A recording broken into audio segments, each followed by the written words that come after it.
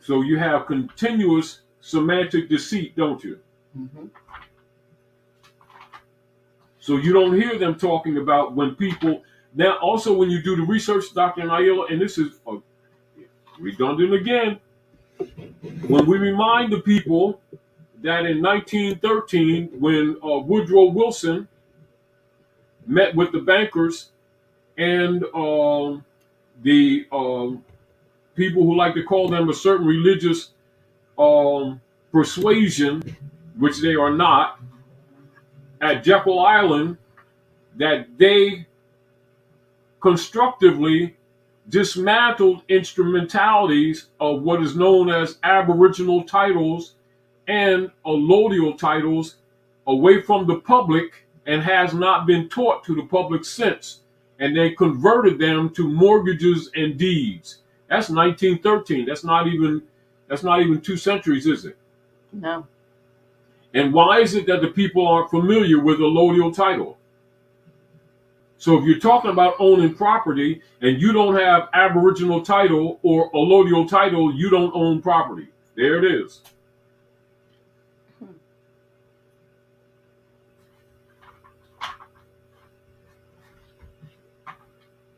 Well, with regard to the banks, court, like I said, you already said this, but courts are also banks, which is why they have benches and Yes. bars.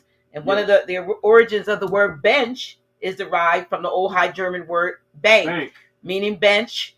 In English, the word bank can mean a few different things. One of its meanings is an institution for receiving, lending, exchanging, and safeguarding money, and in some cases, issuing notes and transacting other financial businesses. The word bank can also, as we said, mean a bench for rowers in a galley or a row of tiers of oars or the sloping side of any hollow in the ground, especially when bordering. Anyway, hence the word riverbank. The word galley is defined as a seagoing vessel propelled mainly by oars used in ancient medieval times, sometimes with the aid of sails. Back in the old days, galleys were often rowed by slaves or convicts, as we said. Yeah.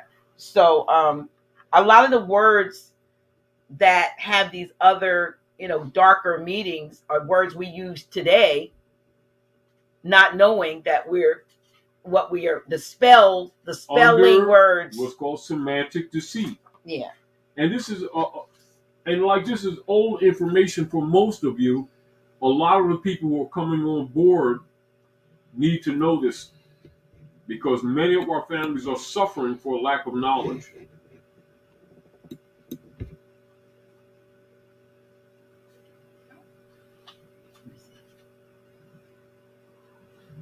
Next week, sure. Oh, they're asking.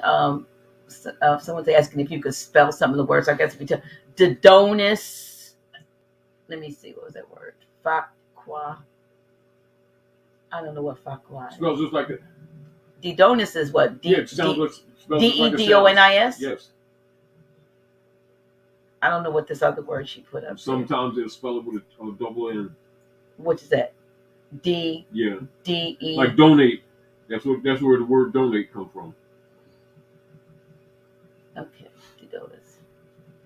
How does the world, mostly asleep, myself included, wake up and become owners, or allodial just declare it or request it from the crown? I don't know. Naval. The great navel protects the Moors, someone said. Well, that navel is the umbilical cord is attached to the navel. Yes. And then look at this. What you keep discovering as we go over these things, what is it that is underlying, and then many people keep missing it, is that these people who've been governing their lives is their enemy.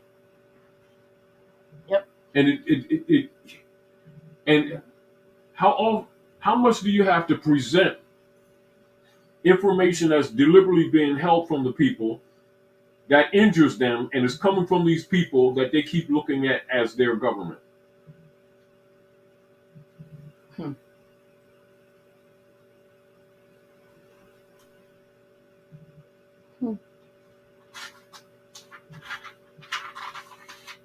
Do you see the psychology, the effect of the psychic attacks, Dr. Nayo? Yeah. That with all this information being presented to them, they still look to these people to solve problems when they are the problem. So there's, I used to think, not used to, but I began to think after I was awakening to what really might have been going on, even in some of the tales in the Bible, which we know come from other things. But the account of the flood and Abraham, taking his children, taking two of every, whoever took it, I don't even know. Whoever, I forgot now. Whenever taking the two of every animal, every Yes. 7 of every clean and 2 of every unclean animal, which turned out to be more like a genetic deposits, as opposed to DNA deposits, as opposed to actual physical animals. We used to, we were thinking, like, Yes. how do they live with all it? No, because they took DNA samples. Yes. By the same token, the DNA sampling, the same process is used today and has been used, like I said, when they take blood and they take samples of the placenta and so forth. That's not just to say they own us, but that's also to identify us for other things. What's going on now. They've been using the DNA to construct viruses, other poisons to wage war against the people, and the people have been giving them willingly their information. Well, like I said, parents don't know generally that that's what's going on. Well, it's been going on. Right, but they don't know.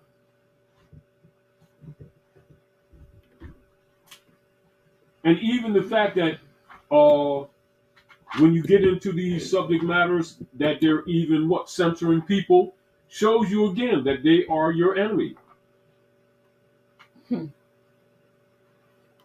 this is back to, the people not being convinced that these people are their enemy. They're not your government.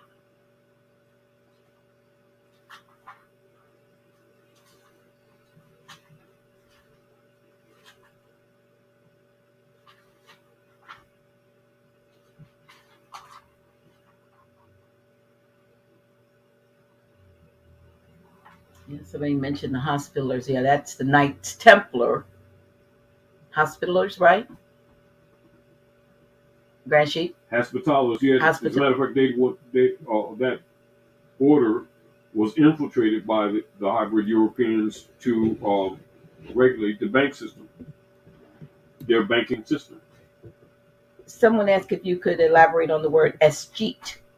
Escheat is the method or the operations of the corporate state stealing people's estate by deceit. But the word cheat is right in there. Yeah, it is. Yes. It's like, yes. And so let's go to the law book to be more precise for the people.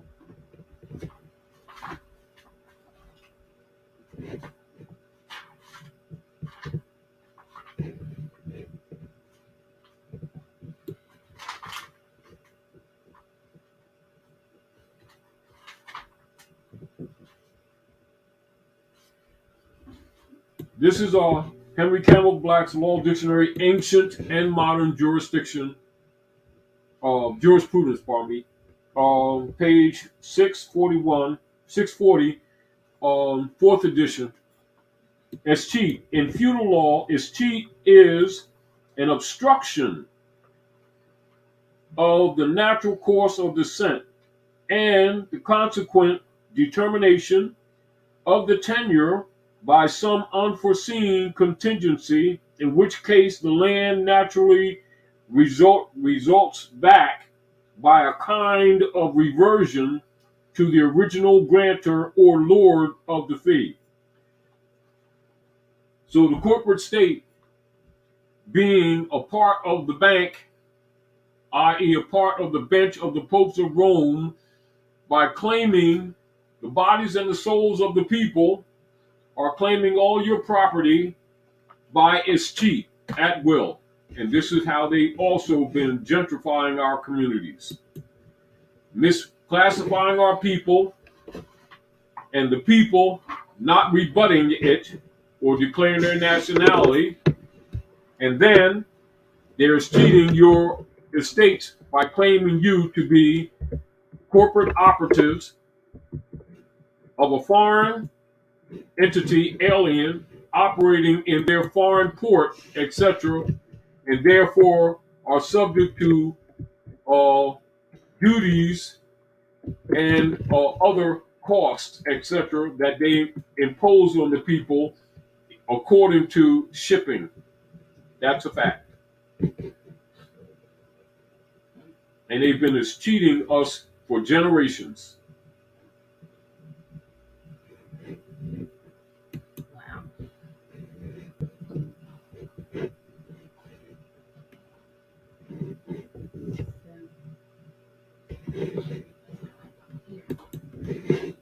Any more questions?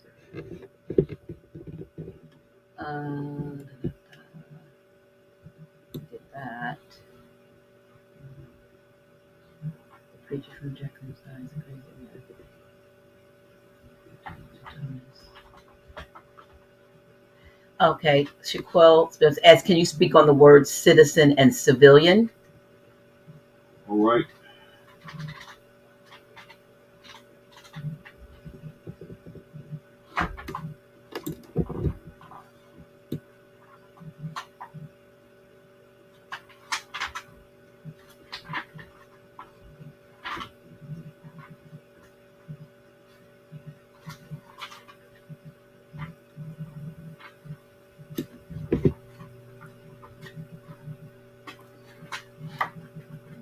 Okay.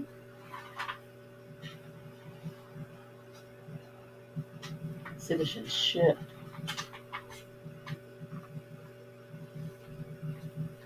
Citizen. This would be on page 310, fourth edition, Black's Law Dictionary, Henry Campbell Black's Ancient and Modern Jurisprudence. Citizen.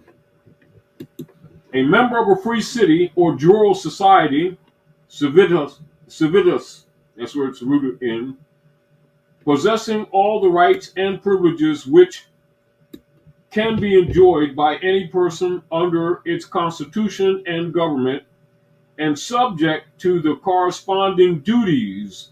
Quote unquote, citizens are members of community inspired by common goal, who in associated relations submit themselves to rules of conduct for the promotion of the general welfare and conservation of individual as well as collective rights, etc.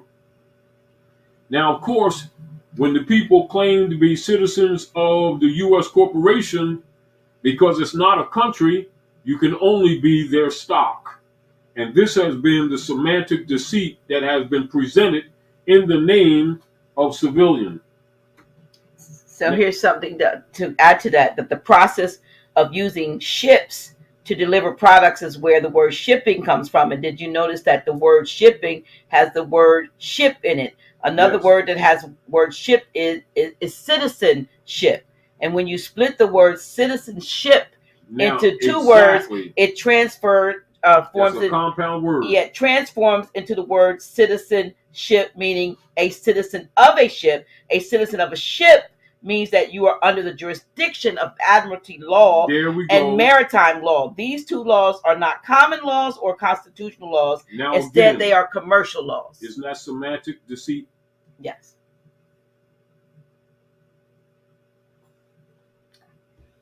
Yeah. Yes.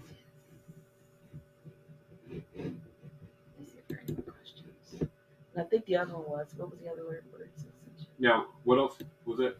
I don't even know. I was. Let's see.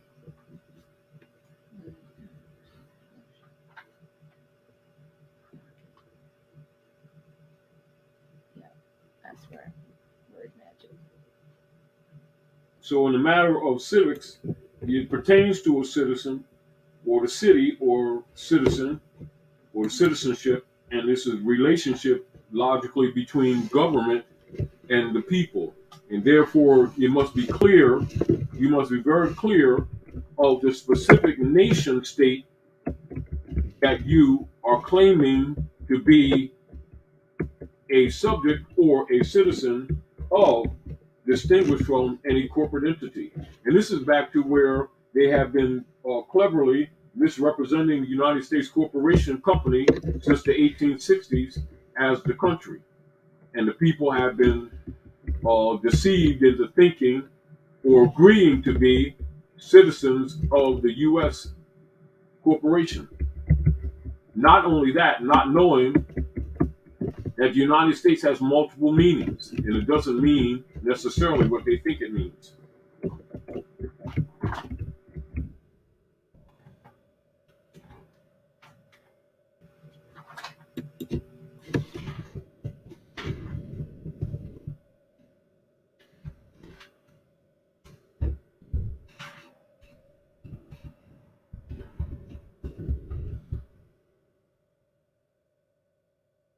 Now, again, to help many of you, here is the lawful dispensation of the United States. United States is a political term. This term has several meanings. The United States may be merely the name of a sovereign occupying the position analogous to that of other sovereigns in families of nations. It may designate territory over which sovereignty of the United States extends, or it may be the collective name of the states which are united by and under the Constitution. And so your concepts, as soon as someone say the USA or the United States, you're assuming that it means a nation state, and it does not necessarily mean that. It has multiple meanings. So whenever someone presents the United States to you, tell them to clarify, because it definitely means multiple things. Here's another question. Is foreclosure another name for eviction? Yes. Not only that, in the process of them alleging that you have closed an agreement in so-called the assumption of purchase of property, etc., or estate or land, etc., if it was closed, how can you have a foreclosure after closure? It even is contradiction of logic, which means the deal was never really settled or closed.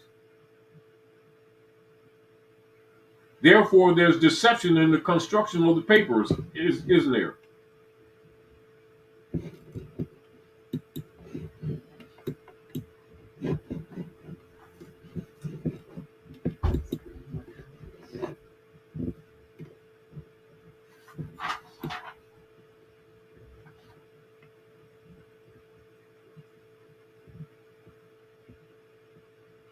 So here's a question. I'll just ask it. If a property was lost in the foreclosure process and sold at auction, after getting your allodial title and nationality, can the property be reclaimed?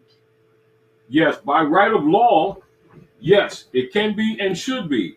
The problem that we have is that the platforms of the de facto venues are not lawful courts. This is, again, why diversity of nationality should be enforced, which is the established law. Article 3, Section 2 of the Constitution for the United States invokes all the obligations and duties of government relative to diversity, which is, again, why they don't want constitutions enforced. They actually have our people in false venues and have been denying them due process. And when they go into those venues, this is why the people keep losing. Question. Can you define sovereign? Sovereign, we're going to go into the law and show you what sovereign is.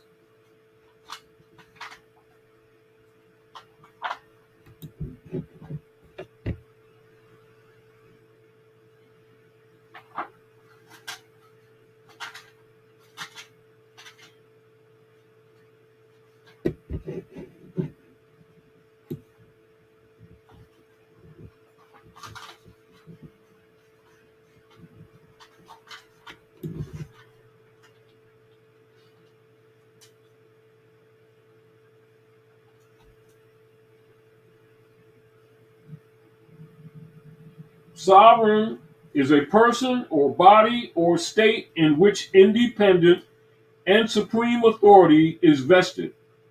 A chief ruler with superior power, a king or other ruler with limited power, etc. So sovereignty is the supreme, the absolute, and the uncontrollable power by which any independent state is governed, supreme political authority, paramount control of the constitution and frame of government and its administration, the self-sufficient source of political power from which all specific political powers are derived. The international independence of a state combined with the right and the power of regulating its internal affairs without foreign dictation. Also, a political society or state which is sovereign and independent. The power to do everything in a state without accountability, to make laws, to execute and to apply them, to impose and collect taxes, and to levy contributions, to make war or peace, and to form treaties or alliances or of commerce with foreign nations and the like. Sovereignty, quote unquote, in government is that public authority which directs or orders what is to be done by each member associated in relation to the end of the association. It is the supreme power by which any citizen is governed and is the person or the body of persons in the state to whom there is political or politically no superior. The necessary existence of the state and that right and power which necessarily follow is sovereignty, etc. And sovereignty is the natural divine right of the being coming from the creator, etc., and is agreed when one is a party to a governing body to execute by that constitutional order. This is what constitutions are for, and limited by it to exercise such powers for the good and the welfare of the grand body as well as the single unit, etc., never in contradiction to natural law. So sovereignty essentially is the divine right of being agreed by constitutional principle in association with others to execute in the name of government, i.e. the people.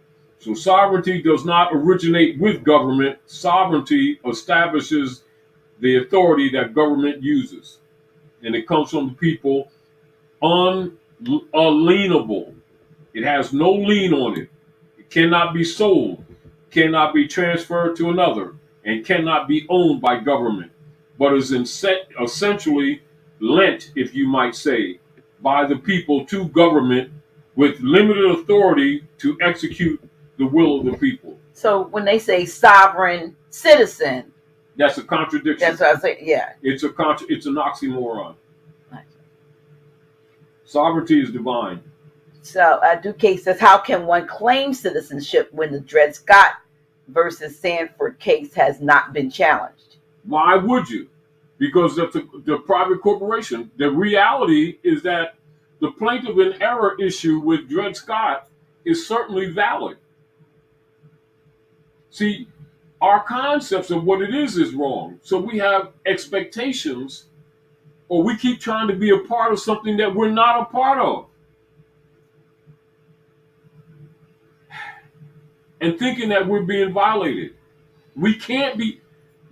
We are the natural nationals of the land.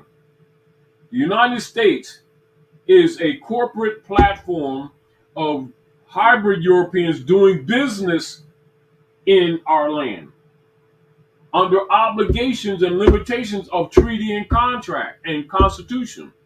You can't be citizens of the occupational power. Unless you naturalize, right? Unless you're naturalized. That's why it says in the rules of citizenship that the Moors lost their nationality only by being naturalized, which means 14th Amendment. That's how you lost your nationality. That's documented. Remember we read that before in the treaty book. Do you have that? You know, and notice, Dr. Naila, how some of these things, like we say, are so obvious. And even though we go over them again and again and again, let me just take the whole tray. I'll give it to me. I'll get it. That stuff should be up on the shelf. These books, you need them on the shelf so you can get to them and still stack like that. Now keep this in mind, you all. See, by us being trained under semantic deceit of being or trying to be U.S. citizens, we kept trying to be in a political platform that is contradictory to our political reality. It's sort of like when Dred Scott asked, trying to be a U.S. citizen is like saying, I want to fight. I'm going to go to court so I can be your legal slave.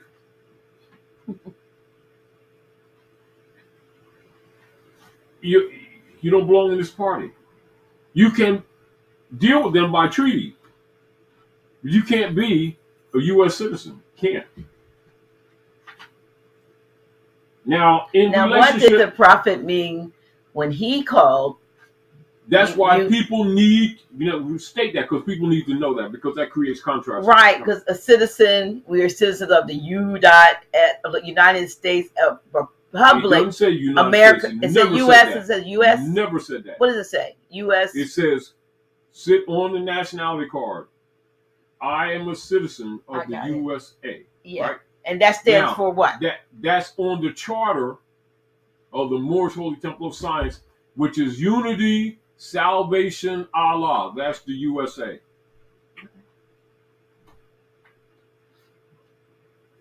Now, in relationship to citizenship of the United States and repatriation, etc., which is page 459, which you will see in the treaty book, which is why I did this book years ago. And remember when I told you that when I collected this information from Library of Congress, I even kept the print. I did a photo of the print. I didn't even retype it. That's the photo of the actual print. So in relationship to Morocco, there he is. You see right there, citizen of the United States, expatriation, etc. Page 459, Chapter 5, Temporary Provisions, Morocco. Mr. Phillip charged the affairs to Mr. Root, Secretary of State, August the 3rd, 1906, American Legation, Tangier. And remember the treaty that Obama talked about. August the 3rd, 1906. Sir, there are strictly speaking no Moroccan laws relating to citizenship of Moorish subjects in Morocco. The fundamental laws of this non-Christian country are based entirely upon the Islamic code, no part of which treats of the subject of citizenship. No part of which treats of the subject of citizenship. Page 460. Citizenship of the United States, expatriation, etc. There are, however, numerous treaties and conventions between the various Christian countries and the Moorish Empire, by means of which citizenship in this country is defined. But as I understand from the above acknowledged instructions that it is not the desire of the department to call for a report upon such lines, I will therefore confine these remarks to general conditions existing, which may possibly be of some use in connection with the information desired. Number one, citizenship in Morocco may be said to be governed by the laws pertaining to the same in other countries, with the exception that all persons residing in Morocco who cannot prove foreign citizenship or protection are considered ipso jure as Moorish subjects. Number 2 and 3. Moorish subjects lost their nationality only by becoming naturalized in or protected by another country having treaty relations with the Moorish Empire. It was established by the Convention of Madrid, concluded July the 3rd, 1880.